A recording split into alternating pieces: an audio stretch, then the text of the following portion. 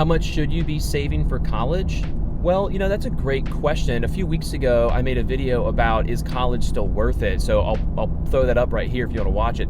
At the end of the day, how much should you be saving for college is contingent and dependent on what your goals out of college are.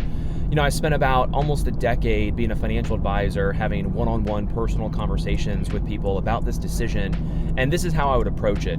At the end of the day, it's a personal decision. Some folks are going to want to go to out-of-state college. Some folks are going to want to go in-state. Some folks are going to want to go to a community college for a couple years and then transfer over. Some folks join the military and then they, go to college with a GI Bill. So everyone has their own path. Everyone has their own journey that they go on. So what I would encourage you to do is one of the 7 habits of highly successful people. It's begin with the end in mind.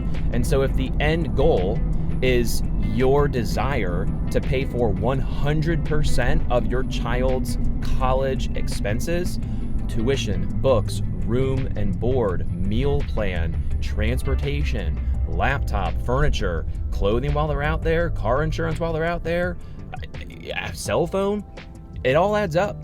So what you need to do as a parent, single parent or married couple, what you need to do is you need to identify with your child what the goals are, right? You need to begin with the end in mind. Personally speaking, when my wife and I went through this exercise, we decided that we wanted our children to go to an in-state, we live in Florida, an in-state university for 4 years. That was my wife's experience. That was my experience. We want to, at minimum, give that experience to our children. And so when we looked up what the cost of in-state tuition would be, well, we had a rough idea of what the public universities were stating, what they were online. I'll throw some stuff up on the screen so you can get a rough idea of reference here. So what we did when our children were born is we said, okay, how much is that cost in today's dollars right now? And then let's go to investmentcalculator.net or calculator.net and let's inflate this out based on what the average college inflation rate is over an 18-year period. And then let's find out what that number is. And then let's reverse engineer and backdoor how much we need to be saving at what assumed interest rate is going to get us there.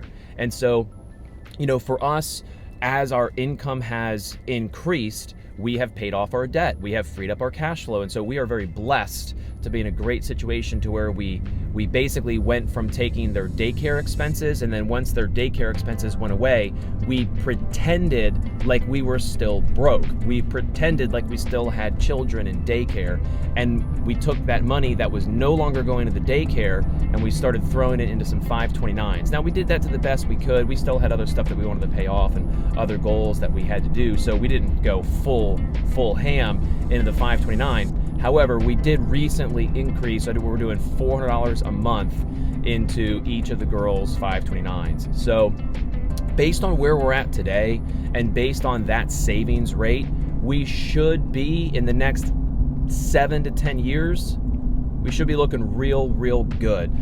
As a bonus, if you're still watching, it's a little of a longer one, I apologize. As a bonus, our plan A is to cover the cost of college. But our plan B, which is plan A on steroids, we would love to have the opportunity of taking some of the money in our non-retirement, non-529 brokerage account and using that as a down payment to purchase a property in the college area where our daughter or daughters, depending on if they both go to the same school, where they plan to go. And that way, maybe it's a 3-bedroom house and maybe 2 of their roommates help cover the cost of college. So plan A, cover all of the costs of college. Plan B, if we can hit some of our personal financial milestones, if we could hit some of our goals, man, I would love it if we could use some of our non-retirement, non-qualified dollars, buy a piece of real estate, and have some of our daughter's college roommates help pay some of the rent, which would cover some of the mortgage costs for that. That would be ideal. We'll see if that happens.